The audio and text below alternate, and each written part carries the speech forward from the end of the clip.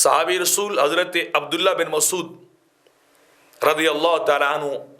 آپ نے فرمایا کہ جو شخص یہ جاننا چاہتا ہو کہ کیا وہ شخص اللہ اور اس کے رسول سے محبت کرتا ہے یا نہیں کرتا،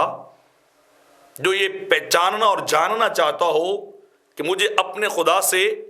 محبت ہے یا نہیں ہے، تو آپ فرماتے ہیں پیمانہ میں دیتا ہوں، ایک طریقہ میں بتاتا ہوں، وہ طریقہ اپنا کے دیکھ لے، اس پہ عمل کر کے دیکھ لے، اس سے خود بخود پتہ چل جائے گا۔ تو آپ فرماتے ہیں جو شخص یہ جاننا چاہتا ہو کہ مجھے میرے خدا سے محبت ہے یا نہیں ہے،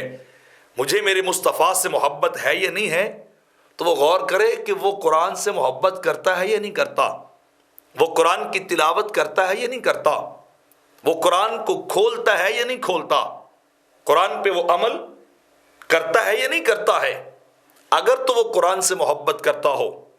تو سمجھ لے عبداللہ بن مسعود فرماتے ہیں وہ خدا سے بھی محبت کرتا ہے، وہ شخص مصطفیٰ سے بھی محبت کرتا ہے، اس کا دل اپنے خدا سے بھی لگا ہوا ہے اور اپنے پیارے مصطفیٰ آقا علیہ الصلوۃ والسلام سے بھی لگا ہوا ہے۔ لیکن اگر اس شخص کو قرآن سے محبت نہیں ہے، وہ شخص قرآن کی تلاوت کا خوگر نہیں ہے، اس کی عادت نہیں، اس نے کبھی قرآن کو دیکھا ہی نہیں ہے، قرآن کو کھولا ہی نہیں ہے، قرآن کو کبھی سمجھا ہی نہیں ہے، تو عبداللہ بن مسعود فرماتے ہیں پھر سمجھ لے